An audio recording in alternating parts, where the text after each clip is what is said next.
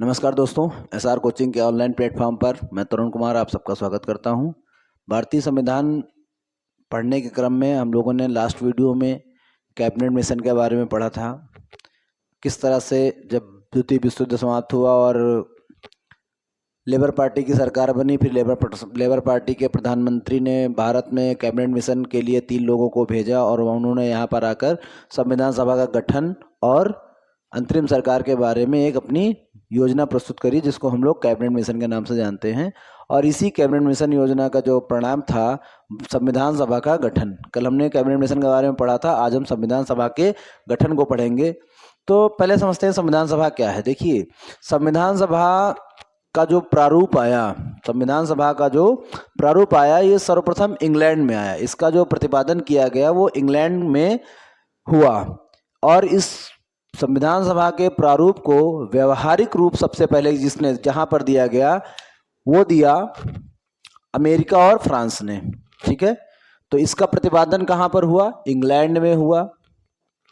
और इसको जो व्यवहारिक रूप आया वो अमेरिका और फ्रांस, इसको पहली बार अमेरिका और फ्रांस में व्यवहारिक रूप दिया गया।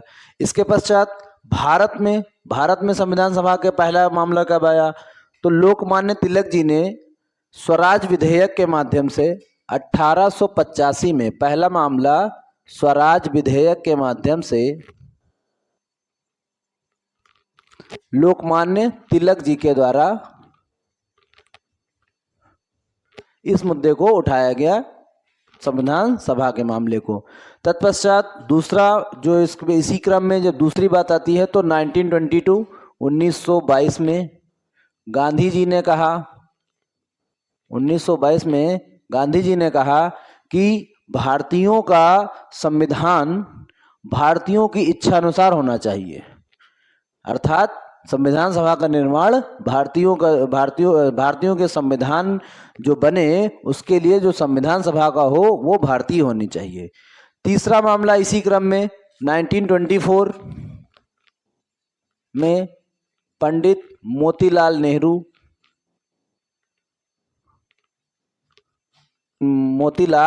नेहरू जी ने 1924 में संविधान सभा के निर्माण की मांग करी। और जो औपचारिक रूप में देखा जाए कि संविधान सभा के लिए औपचारिक रूप में सर्वप्रथम मांग किसने करी, या औपचारिक रूप में संविधान सभा का निर्माण या संविधान सभा के निर्माण की बात किसके द्वारा कही गई? तो ये इंपॉर्टेंट पॉइंट है। औपचारिक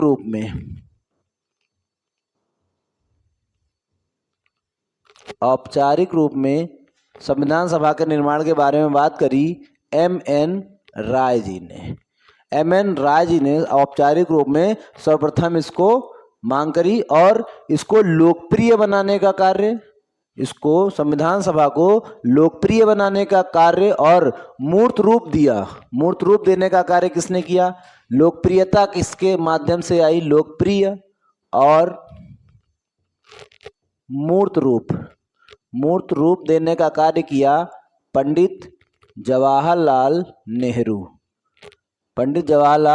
नेहरू जी ने इसको लोकप्रिय बनाने का कार्य किया। 1939 में पंडित जवाहरलाल नेहरू ने संविधान सभा को लोकप्रिय किया।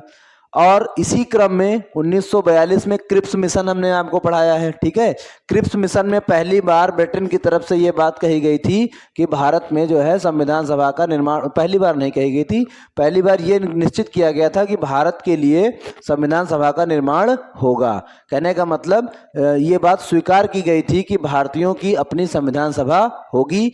तो इस बात को 1942 में क्रिप्स मिशन में इसको स्वीकार किया गया था।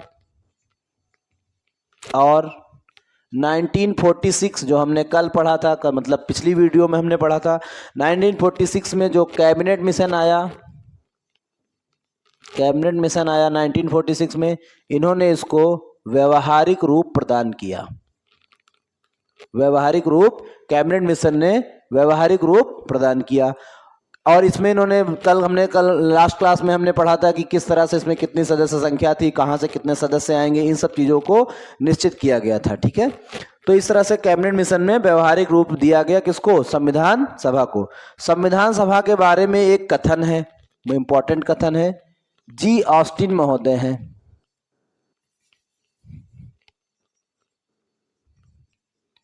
जी ऑस्टिन की एक बुक है the Indian constitution. The Indian constitution में जी ऑस्टिन महोदय जी ने लिखा है कि संविधान सभा कांग्रेस थी और कांग्रेस भारत था। क्योंकि संविधान सभा में अधिकांश सदस्य कांग्रेस के थे, इसीलिए उन्होंने लिखा संविधान सभा कांग्रेस थी और कांग्रेस भारत था। ये एक इम्पॉर्टेंट लाइन है जो हम आपको कथन बीच बीच में बताते रहते हैं। तो जी ऑस्टिन महोदय ने संविधान सभा के बारे में कहा था। दूसरी बात, जुलाई 1946 में जब कैबिनेट मिशन 1946 में आया तो इन्होंने बात करी, कैबिनेट मिशन ने व्यवहारिक रूप प्रदान किया और इसी के अंतर्गत हम और आगे बढ़ते हैं। जुलाई 1946, जुलाई 1946 में चुनाव कराए गए। संविधान सभा के सदस्यों के, जैसे आपको संख्या बता दी गई थी, 389 सदस्य होंगे, 292 सदस्य जो है वो ब्रिटिश प्रांतों से आएंगे, 4 कमिश्नरीज से आएंगे, 93 सदस्य देसी रियासतों से आएंगे। उसी क्रम में जुलाई 1946 में संविधान सभा सदस्यों के लिए, संविधान सभा के सदस्यों के लिए अप्रत्यक्ष निर्वाचन प्रणाली द्वारा चुनाव कराया गया। विधानसभा, जो प्रांतीय विधानसभा का गठन हुआ था, तो प्रांतीय विधानसभा के जो विधानसभा सदस्य थे उन्हीं के माध्यम से अप्रत्यक्ष रूप से चुनाव कराए गए। जुलाई 1946 में चुनाव कितने पदों के लिए कराए गए थे? 292 ब्रिटिश प्रांतों से आने वाले पद स्थान और 4 कमिश्नरीज से, कहने का मतलब कुल 296 पदों के लिए चुनाव कराए गए थे। इन 296 पदों में से 208 पद या 208 सीट जो है वो कांग्रेस को मिली थी और 73 सीटें मुस्लिम लीग को मिली थी। 73 सीट मुस्लिम लीग जीती थी। 7 पर अन्य पार्टियां जैसे यूनियनिस्ट पार्टी, कृषक प्रज्ञा समाज पार्टी, ये सब जो पार्टियां थी छोटी छोटी, 7 अन्य पार्टियों को पद मिले थे, 7 अन्य पार्टियों को, और 8 लोग निर्दलीय, 8 सदस्य निर्दलीय चुने गए थे। इस तरह से भारतीय संविधान सभा के सदस्यों का चुनाव हुआ और इस तरह से जो लोग चुने गए उनके डाटा इस तरह से था, ठीक है। और इसी क्रम में जो है संविधान सभा में देखिए कांग्रेस भी है, मुस्लिम लीग भी है, अन्य पार्टियां भी हैं, निर्दलीय हैं। तो कहने का मतलब पूर्ण रूप से ये संविधान सभा, भारतीय संविधान सभा एक मिला जुला रूप थी। इसी में ईसाई समाज का भी प्रतिनिधित्व, पारसी समाज का प्रतिनिधित्व भी था एक सदस्य के द्वारा, और ब्रिटिश अंग्रेजों का जो ब्रिटिश एंग्लो इंडियन सदस्य होते हैं उनका भी एक सदस्य शामिल था। तो इस तरह से हमारी जो संविधान सभा का निर्माण हुआ वो बहुदलीय थी। कहने का मतलब उसमें संपूर्ण रूप से, मिश्रित रूप से बहुत सारे दल उसमें शामिल थे। और ये संविधान सभा में जो हमारे प्रमुख संविधान निर्माण में जो प्रमुख व्यक्ति हैं, डॉक्टर भीमराव अंबेडकर जी, इनका जो चुनाव हुआ, उनका चुनाव हुआ था बंगाल से इनका चुनाव हुआ था। परंतु जब भारत विभाजन होगा, इसको हम लोग माउंटबेटन योजना में पढ़ेंगे, जब भारत विभाजन होता है तो बंगाल का यह क्षेत्र जहां से वो चुने गए थे वो पूर्वी पाकिस्तान के हिस्से में चला जाता है। महाराष्ट्र की पुणे सीट से एम.आर. जयकार महोदय, पुणे सीट से, नाम था उनका एम.आर.